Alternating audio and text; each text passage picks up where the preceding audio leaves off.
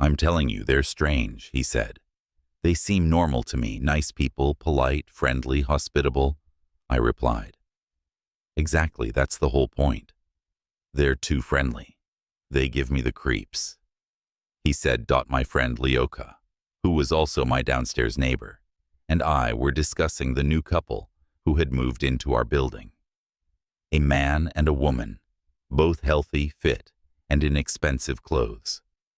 They looked so good that they seemed too good for our building. When they moved in, they immediately went around and introduced themselves to the neighbors, which was unusual. It was something you saw in American movies, which usually had nothing to do with our reality. They came to my apartment and even gave me a pie. They seemed nice and good, but Leoka disliked them. He said they always played classical music at night, only went outside in the evening, and for some reason, they would walk around the building for hours. That was true, but everyone has their quirks, so I kept telling my friend that our new neighbors were fine. And now that Leoka has disappeared, I remember our conversation. Leoka vanished a few days ago. We were going to a hockey game together, but he didn't show up. That evening, I went to his apartment, thinking maybe he was sick or something, but no one answered the door. His phone didn't answer calls or messages either. Leoka could have just gone out. That was his style. He could easily find company, even if he didn't intend to go out. Sometimes he'd disappear for a day or two, and then come back with a happy look on his face and a bunch of stories about new people he met. But he always let me know, even if it was just a quick text message. Another possibility was that he had to go to his parents' village. Sometimes his mom would call and insist that he come help out with chores.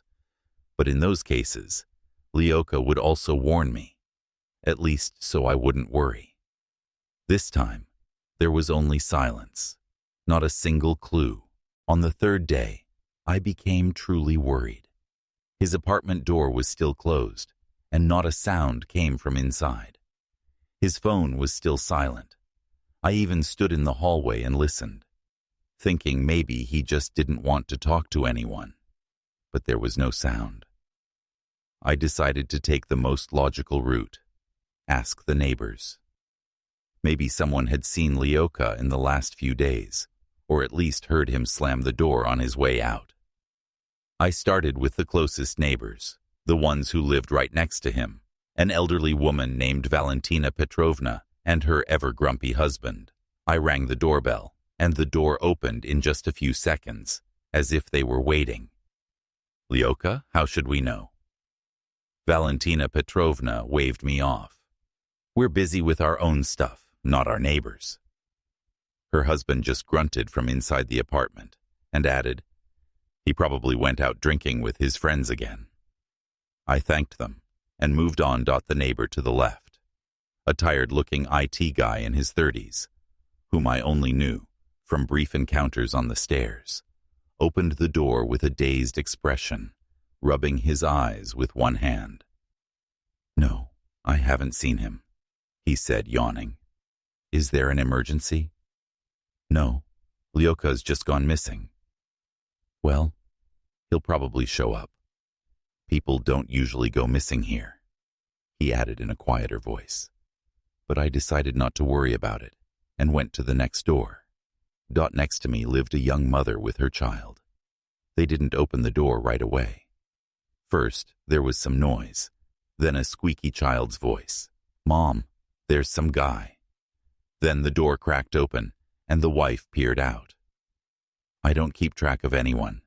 I have enough to worry about with my child," she said tiredly. "But there haven't been any loud noises, screams, or anything strange." I was about to turn and go home when I heard a cough from the floor below. An old man lived on that floor, whom everyone in the building knew as Fyodorich. He was ancient, looking like he remembered the time of kerosene lamps. Fyodorich usually sat on a stool by his door, watching passers-by like a security guard, but without the uniform and with a mug of tea in his hands. "What are you doing, kid?"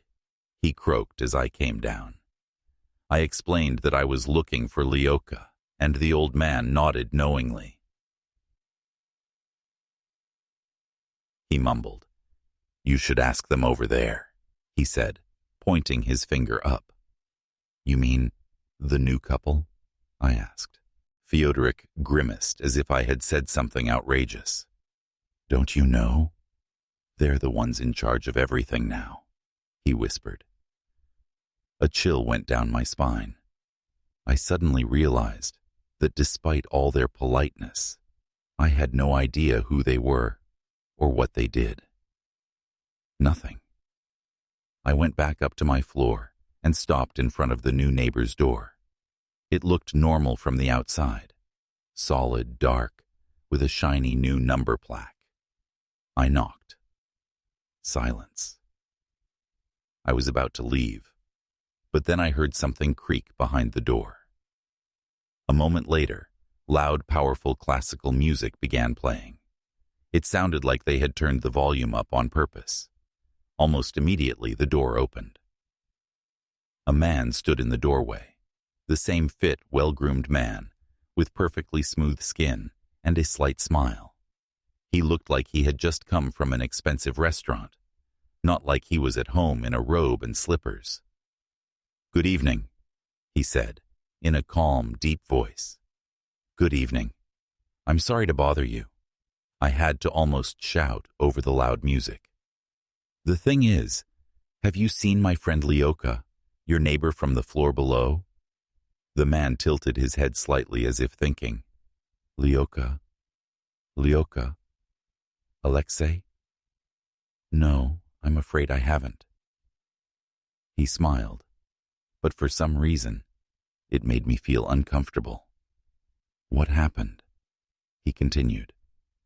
"He just went missing.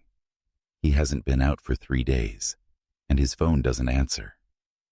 "Strange," the man said, stroking his chin thoughtfully. Then he suddenly broke into a wide, welcoming smile. "Listen, why don't you come in? We're just having tea. My wife baked a pie." A slight chill ran down my spine. He said it too welcomingly, as if he really expected me to agree right away. I immediately remembered Leoka's words, that there was something wrong with these people. Maybe he was right. "Oh, come on. Don't refuse," he said, seeing my hesitation. "No, thank you. Some other time," I said quickly. "Well, as you wish." His smile faded a little, but the man didn't insist. "If you change your mind, we're always happy to have guests." I nodded, mumbled something polite, and turned to leave. I walked away quickly, trying not to look back. When I closed my apartment door, I exhaled. Only then did I realize how tense I had been the whole time. I tossed my keys on the cabinet as usual and walked into the room. The anxiety didn't go away. Nothing strange had happened, it seemed. A normal conversation with a neighbor, a polite invitation, a refusal. So why did I feel so uneasy? I suddenly realized something that made me freeze and my heart race. I looked in the mirror on the wall and suddenly understood. In that moment, when I was talking to this overly perfect man, there was a mirror to his side, and in its reflection, something flickered. At the time, I didn't pay attention to it. I was focused on our conversation. But now I realized what it was. It was eyes. Someone was staring at me through the reflection. I flinched, trying to convince myself that I was just imagining things.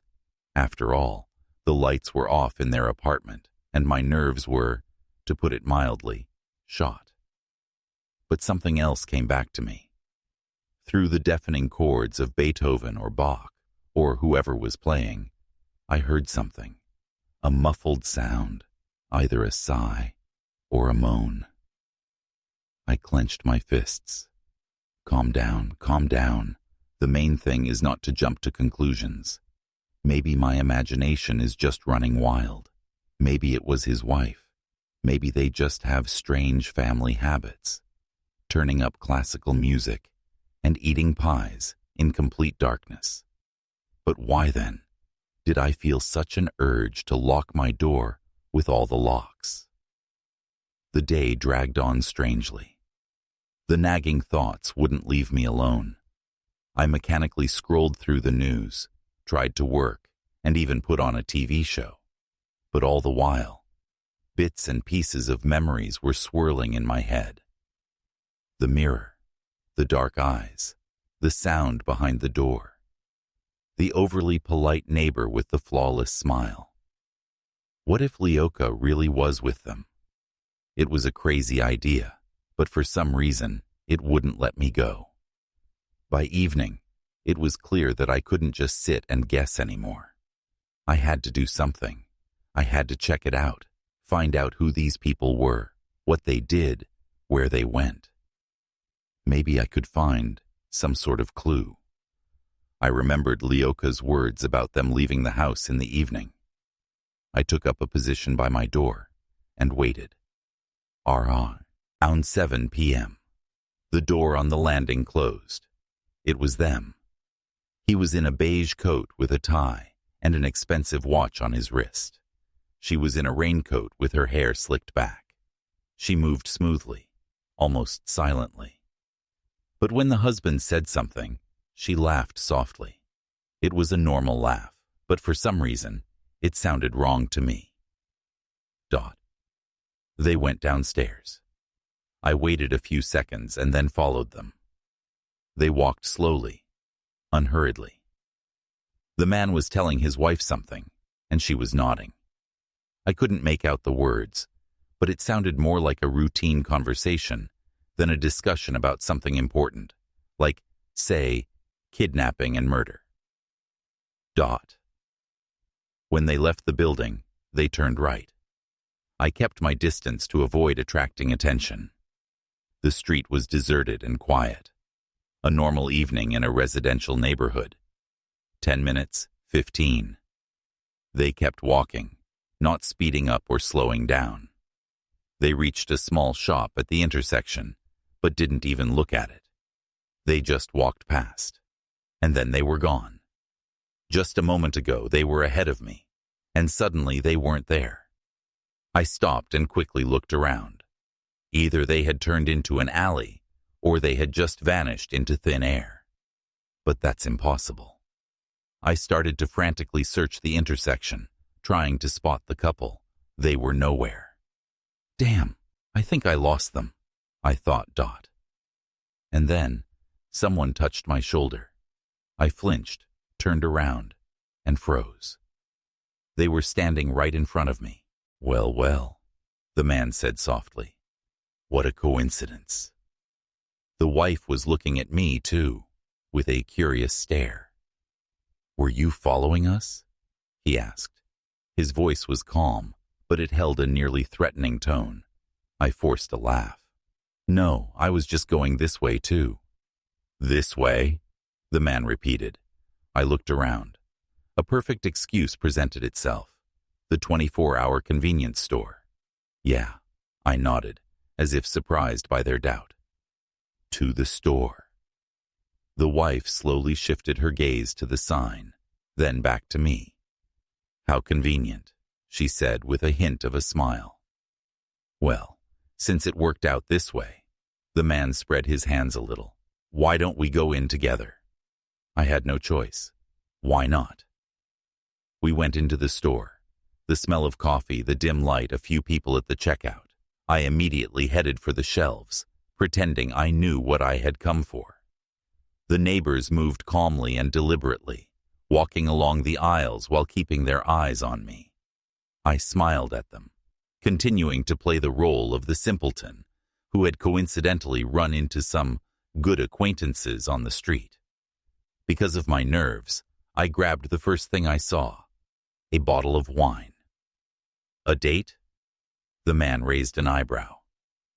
No, you invited me over, so I decided to bring something for this evening.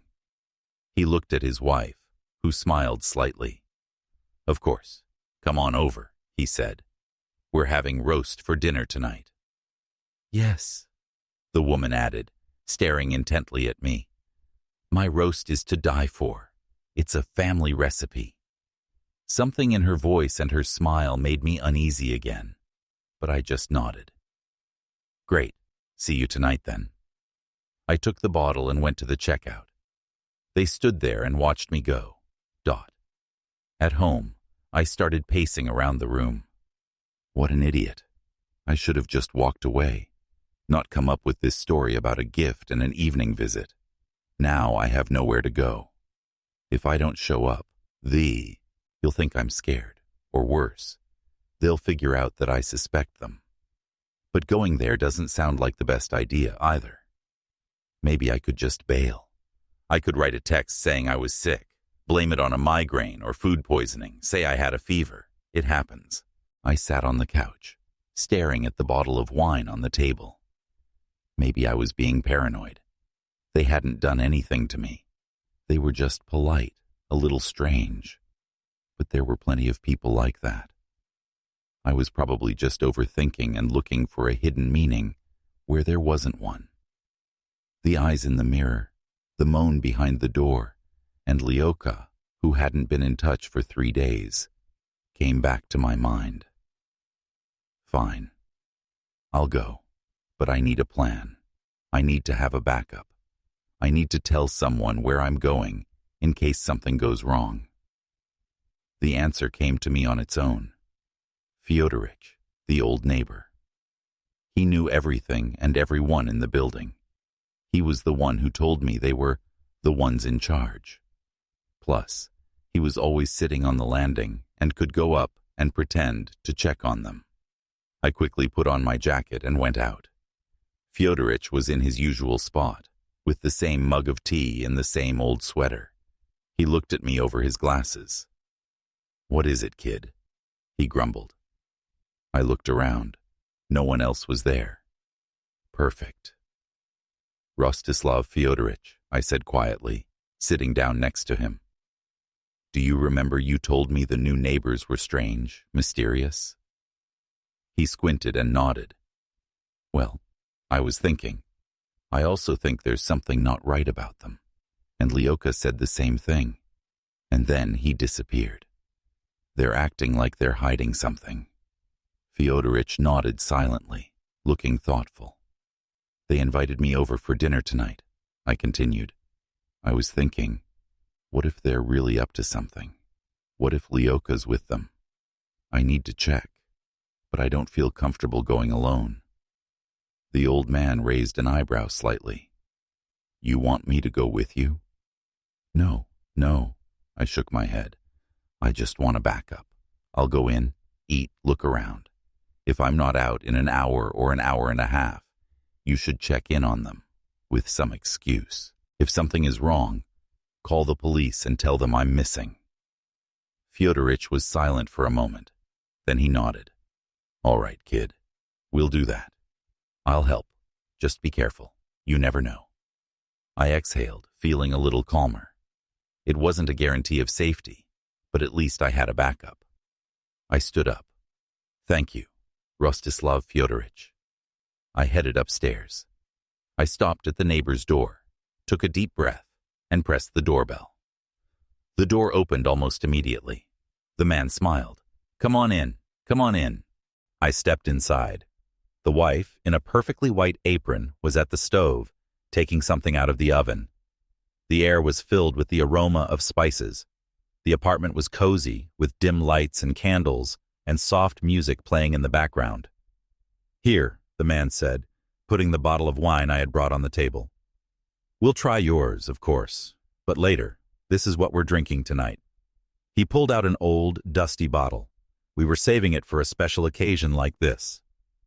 I was embarrassed, but it would have been strange to refuse. The wine was unexpectedly good, smooth, velvety, with a light fruity flavor.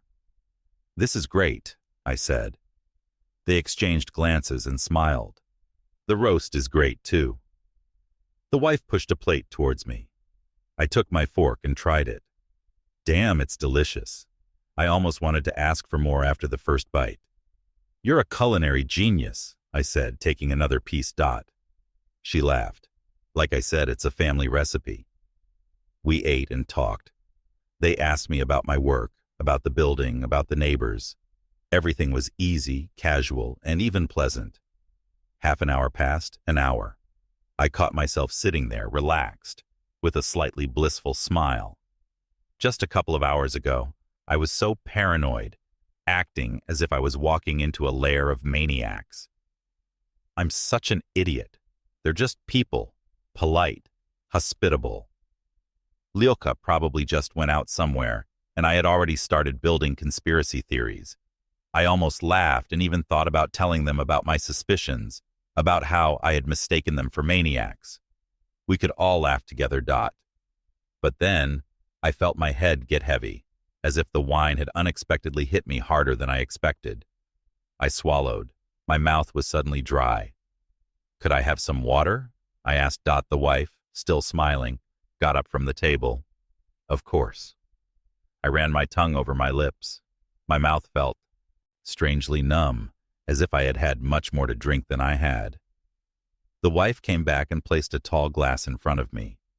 I took a few sips. The water was icy cold but didn't bring any relief. On the contrary, it felt even worse. A strange heaviness appeared in my head. My thoughts seemed to slow down, as if I was falling into a thick, syrupy sleep, but I was still conscious, as if in a daze. They watched me with interest. Everything okay? Yes, everything's fine, I managed to say, even though I didn't feel well at all. Good, they exchanged glances. They both smiled, but now their smiles lacked the previous kindness. Their expressions had changed subtly, becoming almost predatory. I shook my head, hoping to get rid of the strange feeling, but it was no use. Time seemed to stretch like thick syrup. The wife laughed. The laugh was too loud and sharp. He's completely out of it, she said, not hiding her amusement. The man also chuckled, and he was so suspicious at first, even followed us. A failed detective. I shook my head, feeling the blood drain from my face. Are they making fun of me? I slowly got up. My body felt like cotton, and my legs were unsteady. You know, I should go. Where are you rushing off to? The man said. But I had already turned and took a step, then another. My sense of balance was off. I swayed as if walking on a ship deck during a storm. I reached the door and extended my hand to the lock. It wasn't there. No lock, no handle. I ran my hand over the surface, trying to feel for something. A crack, a bump, nothing. My heart pounded faster. What the hell? I gasped, turning around. They were sitting at the table, still smiling. Looking for something? Where's the lock? They just laughed in response. I glanced at my watch. Almost 2 hours had passed since I arrived. That meant Fyodorich should already be to worry. No one's coming, the man said, as if reading my mind. He's the one who sent you here after all. I froze. Fyodorich? The man shook his head, as if talking to a naive child. Don't be mad at him. He's a poor man. His pension is pennies. We help him out. With money. And with food. At that, my neighbor laughed sharply. I felt everything inside me turn cold. This had to be a joke. But their faces showed they weren't joking. I glanced at the window. It was the 3rd floor. I could jump. The worst that could happen was a broken leg. I was about to rush to the window when a shot of pain exploded at the back of my head, and the whole world plunged into darkness. Consciousness returned slowly, as if I was surfacing from the bottom of a deep sea. There was a dull ringing in my ears. My body felt alien, motionless. The first thing I felt was the cold, a penetrating, sticky cold that seeped under my skin. The floor beneath me was wet. I tried to move, but I couldn't. Something was restraining my chest, stomach, and legs. Then I realized I was tied up. My mouth was also gagged. A sharp chemical smell hit my nose. Bleach, soap, and something metallic. Blood? I tried to open my eyes. The room in front of me was swaying. The first thing I noticed was the white tile. I was in a bathroom.